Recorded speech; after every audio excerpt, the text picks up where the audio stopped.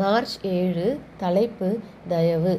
ஆவியின் கனியோ அன்பு, சந்தோஷம், சமாதானம், நீடிய பொறுமை, தயவு, நற்குணம், விசுவாசம், சாந்தம், இச்சையடக்கம். இப்படிப்பட்டவைகளுக்கு விரோதமான பிரமாணம் ஒன்றும் இல்லை. கலாத்தியர் 5:22-23.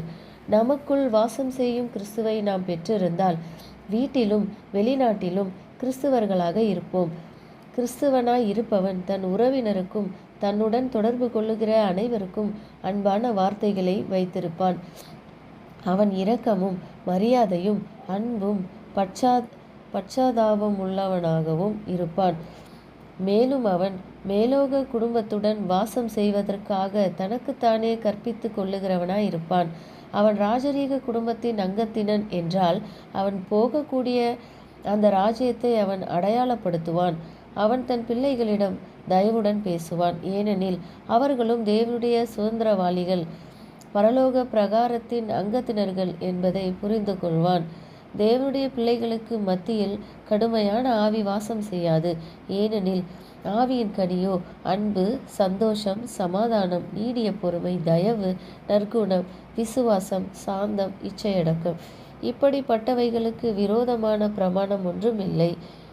இல்லத்தில் பேணி பாதுகாத்து வளர்க்கப்படும் ஆவியே சபையிலும் வெளிப்படுத்தப்படும்.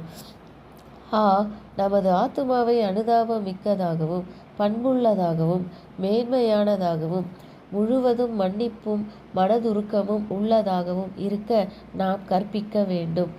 எல்லா மாயையும் எல்லா மதியீனமான பேச்சையும் கேலி மற்றும் பரியாசத்தையும் புறம் தள்ளுகையில் நாம் இறுக்கமானவர்களாகவோ அனுதாபமற்றவர்களாகவோ பிறருடன் பழகாதவர்களாகவோ மாறிவிடக்கூடாது.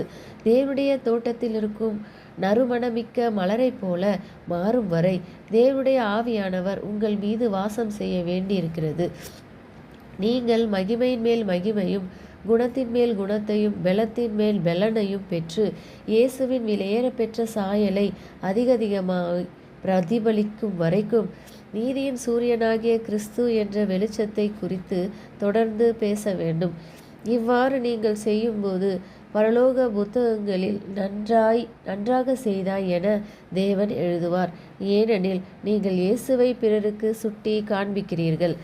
கிறிஸ்துவர்கள் கடின இருதயமுள்ளவர்களாக அணுகுவதற்கு கடினமானவர்களாக இருக்கக்கூடாது. நம்முடைய நடக்கையில் கிறிஸ்து பிரதிபலிக்க வேண்டும். மேலும் நாம் அழகான பரலோக பண்புகளை உடைய குணத்தை பெற்றிருக்க வேண்டும்.